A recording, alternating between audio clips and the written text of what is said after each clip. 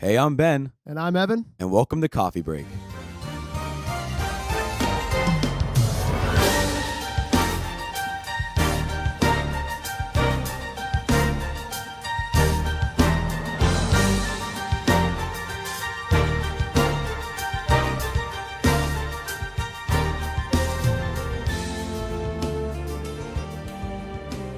Hello and welcome back to Coffee Break. Thank you all for joining us for our Christmas episode.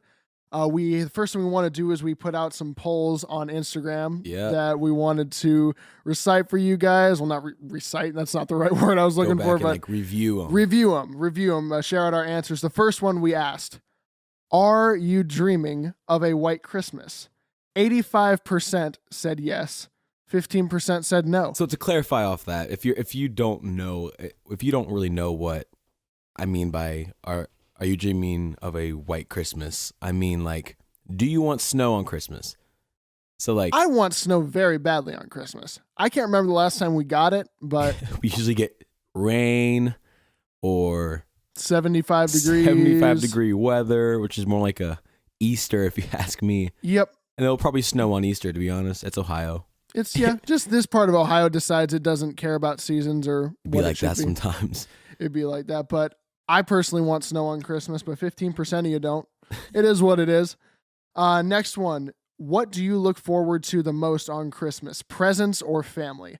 25% said presents and 75% said family. Oof. I mean, I'm not going to lie. When I put this out, I actually expected a lot more people to put presents because, like, really? I mean, first of all, it really is anonymous if you really think about it. I mean, the only people who saw it was me and you. Mm-hmm. So, like, then of course we're not going to say, oh, and the 25% was this and that person, of course. But I mean, I will say I did see my sister's name on presents, so I won't.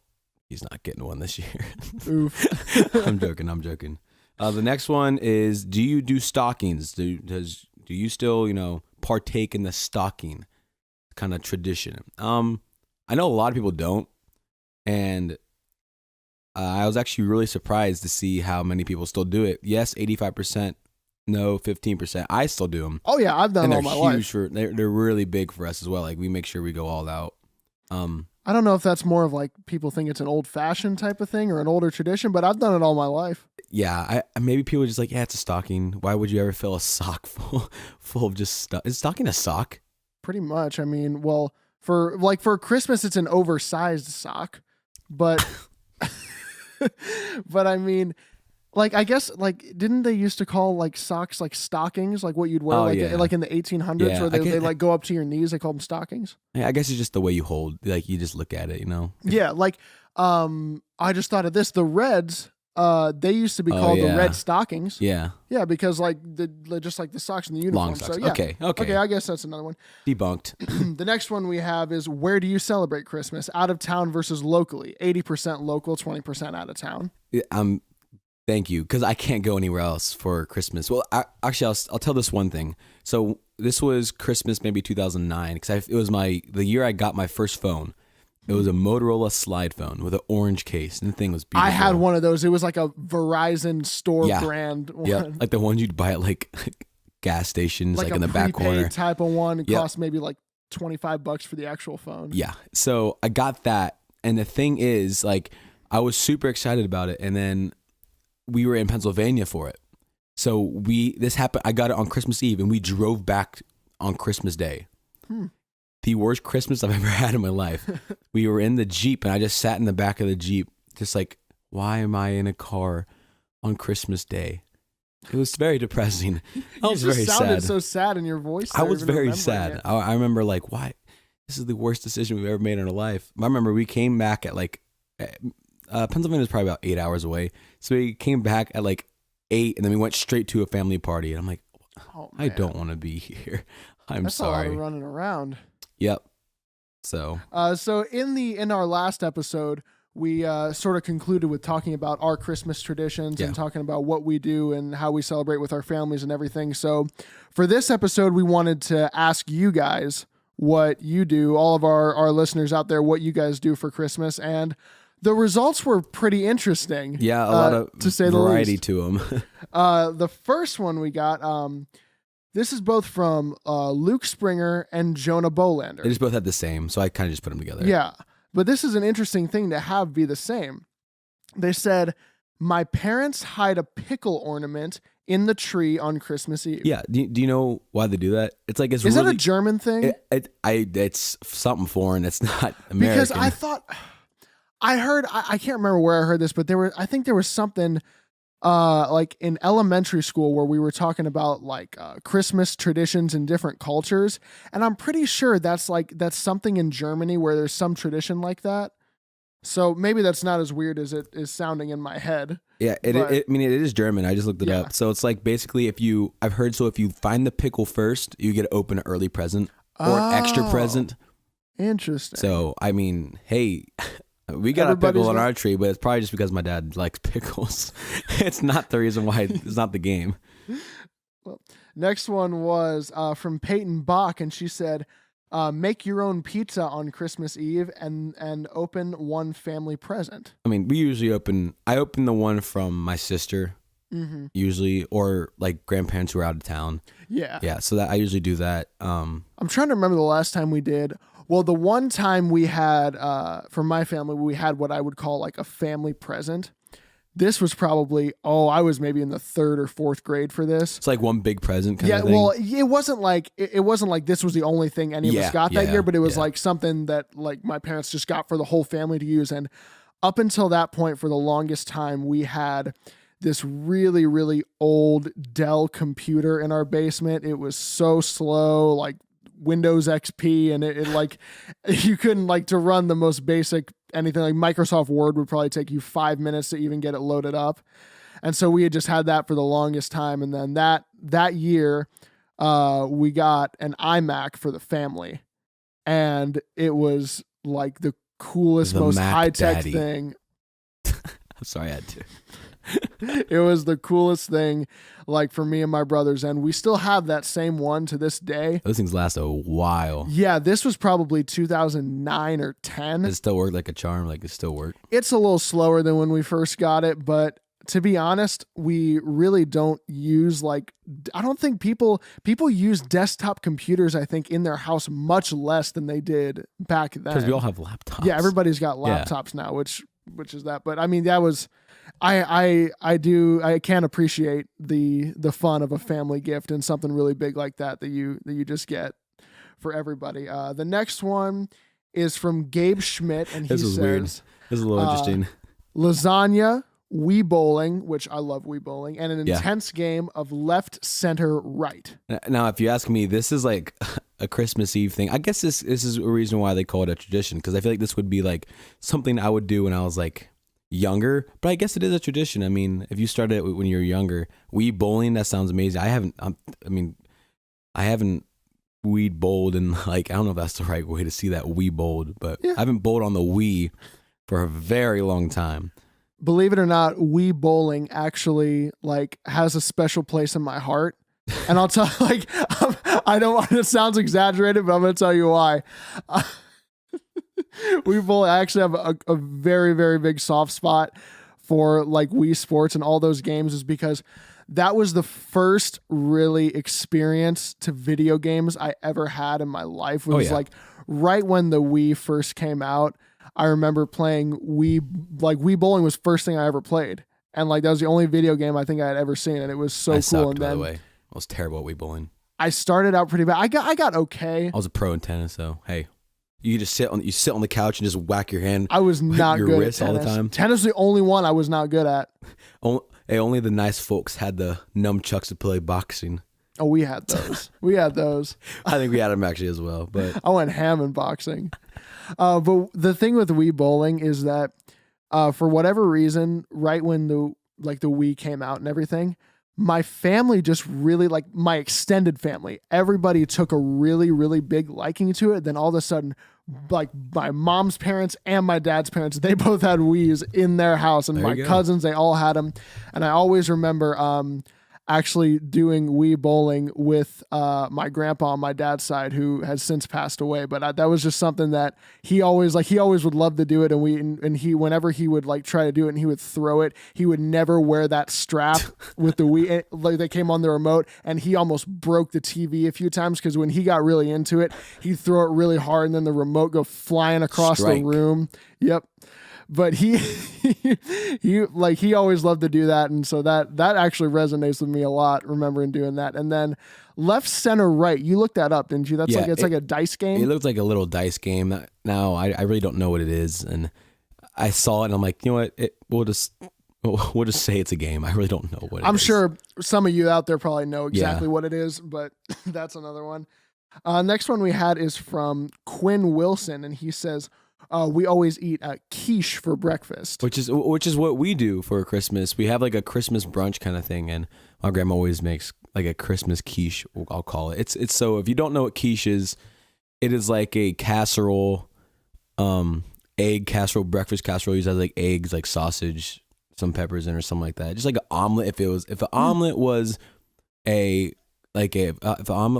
casserole, that's what it'd be called basically. A quiche. Brunch, believe it or not, has actually become more of a thing on Christmas for my family in recent years, because I know I talked about in the last episode how we usually just have Christmas with my family at our house on Christmas Day on the 25th, and we'll have it with my grandparents and cousins on the 26th. But on Christmas Day, we usually will have like cinnamon rolls and stuff like that for breakfast, which that's a great thing to do, and have brunch and everything. It feels nicer on Christmas morning. Which leads us to the next one, which is Malcolm Vanderwood. He says, my family only eats cinnamon rolls on Christmas morning. But the thing is, his sister also, Grace, she also commented on the poll, and she has something better to say. She says, we eat donuts. How do you pronounce that? It's just Geta. Geta. Okay, I don't really know what that is. Apparently it's a Cincinnati thing. Yeah, right? It's like it's this type of meat where it's a combination of like sausage and pork and something else, but it sounds like chorizo. It not really. I'm trying to think of the best way to describe it. Think of like if you were to take a hamburger patty but make it thinner and a little bit more flaky. That's basically what Geta is. Fish food. That's what popped in my head when he said flaky. Baked in a buttery, flaky Baked in a buttery, crispy flake. Okay. I actually like Geta very much, so if you have a chance, I would try it. It's a Cincinnati thing. I've never tried it. Well, maybe I have to do it. Well, definitely there needs to be some talking in the Vanderwood household, because either Malcolm's only eating the cinnamon rolls, or maybe Malcolm was talking about breakfast. And Grace was talking about... Well, no, Grace says donuts Grace get another trash for breakfast. I mean, hey. I don't know, Malcolm. Well, maybe, okay, Malcolm said Christmas morning. I don't know. I mean, Vanderwoods, you guys talk it out. Whatever floats your boat, bro. Figure it out. The next one comes from Abby Jutt, and she said, we opened Christmas presents from my super weird estranged grandfather on Christmas Eve. I got so weak at this. This was fantastic. And the thing is, there's zero context whatsoever to this. And I just got so weak. I don't know if she actually like calls him this to his face. I thought about this. I was like, does she just, hey, there's Grandpa. I wonder what he got us this year for Christmas. That's the thing about these polls, is that we know who they come from, but the context is kind of up in the air, which leaves us to kind of have our own fun with it and imagine it the way we will on here. So hopefully we do justice to all of these, but these are fun to kind of interpret on our own. Yeah, that's a very funny one. Next one comes from Tori Berman, who says, a wrapping paper dodgeball. And I'll tell you what I thought about this one as well. So now that I see it, I think, they're probably opening presents, and after the wrapping paper is gone, you wrap it up and throw it at each other. Mm-hmm. But originally what I thought is they wrap dodgeballs and wrapping paper and throwing at each other. And I'm like, oh, that's different. Okay. I had another weird interpretation of this too. Because when I first read this, I for whatever reason, my brain put punctuation in there where it shouldn't have been. And so I read it as wrapping paper dodgeball. And so I thought of a really, really big ball just made out of like white computer paper that was then covered in wrapping paper. And then you unwrap it and play dodgeball with that. So Tori, I'm all so of those sorry. three options. I mean, hey, if it is one of those three options, go us. But if it's not, have fun. I have a feeling you were right with the first one. Yeah. But sorry if we butchered that, Tori. The next one we have comes from Ella Hipsley, and she says, "We always decorate together. It's almost not allowed to do it casually. We set aside one day." So decorating is pretty serious for that family. Yeah. So is with most people, like we talked about in the last episode. We talked about how we talked about Christmas trees and how crazy our families can get with all that stuff. Okay, now the next one is a little funky. I mean, if it's a tradition, I mean, sure. If it's a tradition, now again, out of context. Out of context. Now I almost wasn't sure if we wanted to read this one, but I figured if this person didn't want us to read it, she would not have sent it. So go for it. Clara Russell says, "Kissing my cousin under the mistletoe." Now I don't know about Clara, but I mean, again, out of context, and we're not going to make our own stories about this one, but I mean, sure. Hey, whatever, man. That's cool. So those Thank you for submitting those, by the way. Those are a lot of fun. Yeah, those are awesome. And we'll keep on sending polls out. So we're going to switch it to more of a me flagel kind of thing now. So we're going to talk about what the most important part of Christmas is to us. You can go first. Sure. Well, when I saw the whole poll about presents versus family and everything, the way I see it with Christmas is that just for me, it's really the overall feeling of the day and of the time, and with that, it's really the combination of both presents and family, of course, and with a lot of other things in the mix. So I don't know, like for me, the thing about like Christmas that I would say is the most important to me, I really couldn't like isolate it to one thing. It's like, getting something I want is the best part, or like, or just seeing these people is the best part. But when you bring all those things together and have it like in this time of year that's so special to so many people, like just the atmosphere you get from that and sort of how that makes you feel. And like how, and just really what it creates for families and everything, and just bringing people together. And so all those things combined, like those all mean a lot to me, and just really the overall atmosphere of what Christmas is when you put all those things together and all the traditions and everything. It's all great. Yeah. I'll go off that as well. Like especially when you're with, it's the environment, I feel like, as well. Cause you have, I mean, this is the reason why having a quote unquote white Christmas is kind of like a special thing, because it ties everything all together, Mm-hmm. So it's like you have your family, you have your friends, you have the Christmas trees up, you have, friend parties with your friends. Usually you won't hang out with your friends on Christmas. It's more of a day set for your family. But you have your family all together. You have, sometimes we'll have our fireplace going, have the music going, positive energy all mm-hmm. around, and I feel like, probably one of the more important things about Christmas to me, it would have to be like, just no matter what happens, you always have to, remember that, hey, this is the thing that, some of these people I don't even, like, it's my family. I don't even see these people like every single day. You got to take the moment to like make memories, Christmas memories, which is huge for me. I making memories about most things but Christmas especially has that special, sort of place for you. Yeah. And like, I think it doesn't even all boil down to Christmas Day or Christmas Eve either, because leading up to everything, like when people say like getting in the spirit and stuff like that, like all through the month of December, there's just a certain thing that kind of radiates for me, where it's like if you hear Christmas music, if you hear like just like Christmas carols that or just like soft like piano music like playing whatever, like Christmas time is here, just like What Child or something like that. Just that sort of combined with the feeling of winter and the feeling of like just having all that together and just sort of leading up to it, it all sort of culminates in that feeling for me.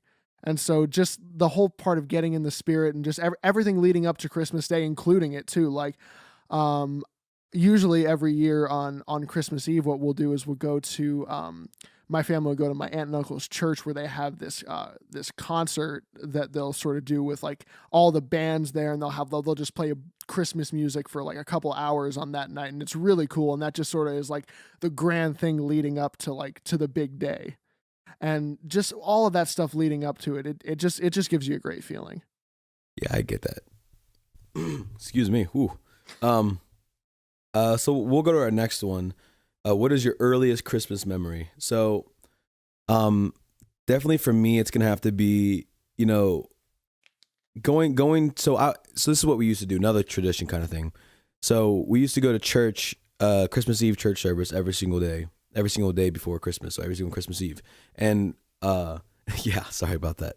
I would be sitting there and I remember just like, I wouldn't be focused walking in. I wouldn't be focused on church. Mm-hmm. I'd be like, all right, tomorrow's Christmas, we gotta make sure that you're being nice, quote unquote nice. You gotta make sure that you pay attention in church. You gotta make sure that you have everything all intact for tomorrow. But then like always when I got into church, like the environment and like everything changed.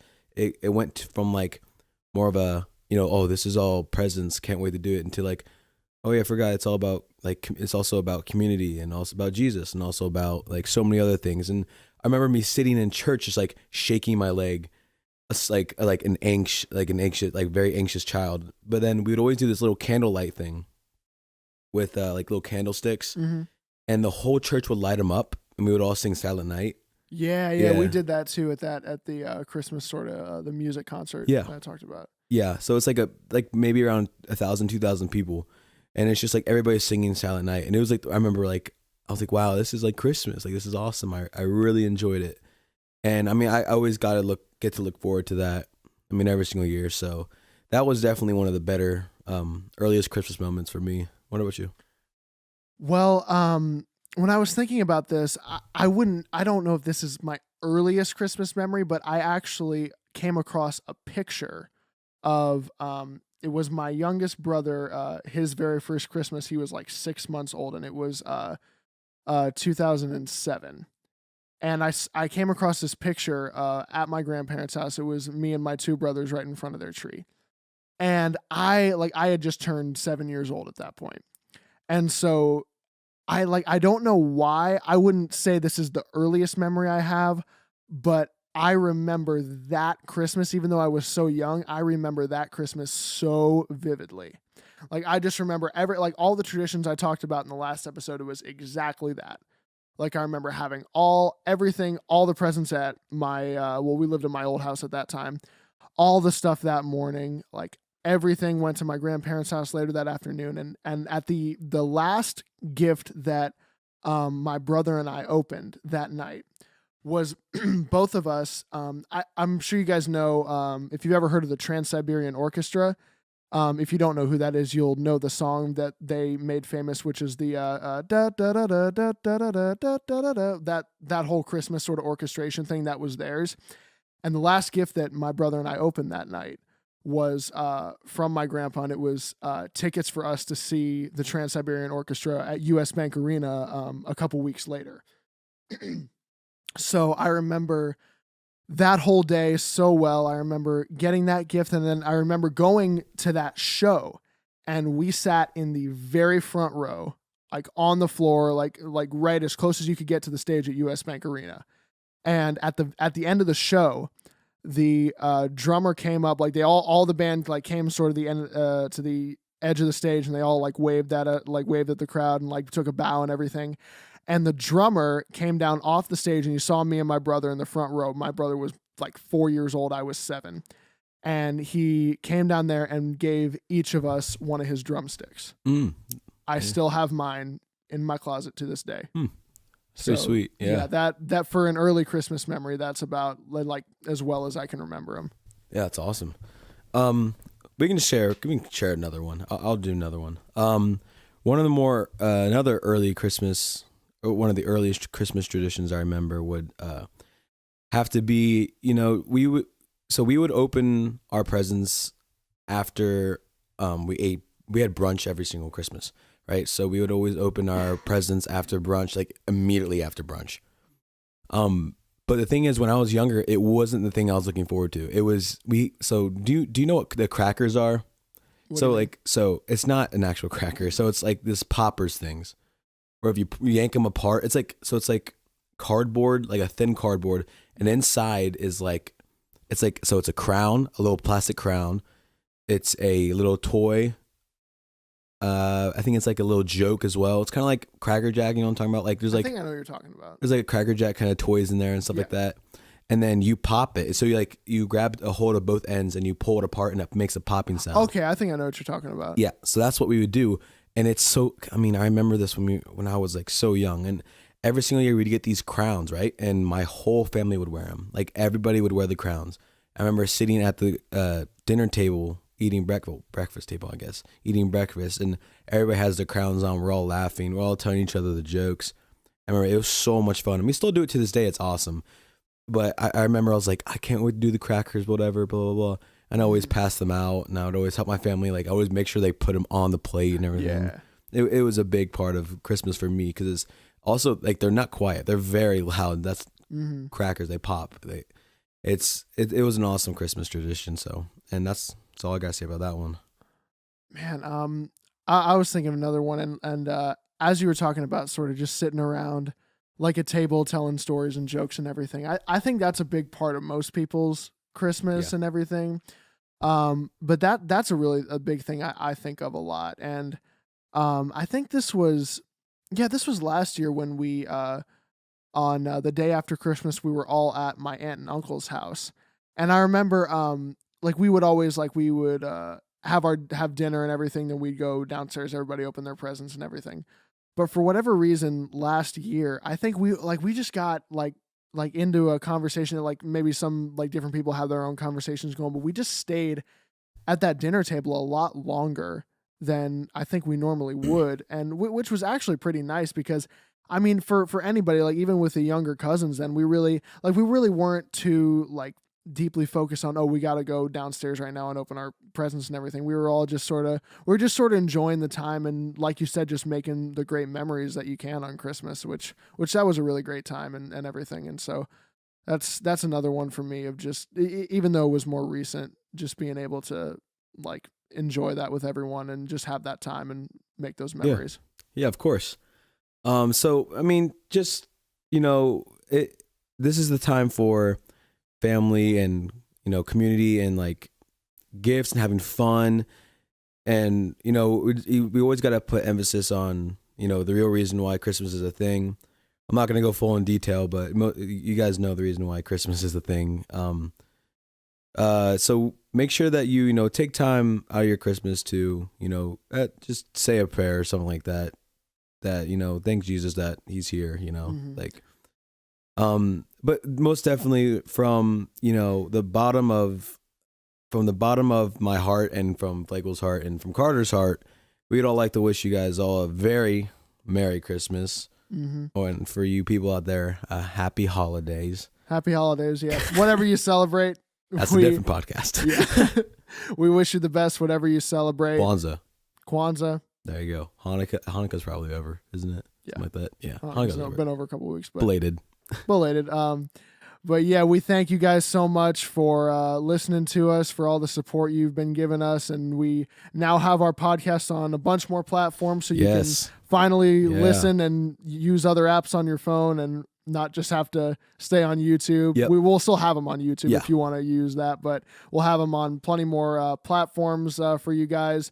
We thank you very much for listening and for all the support that you've given us. We really enjoy doing these, and we hope you enjoy listening to them.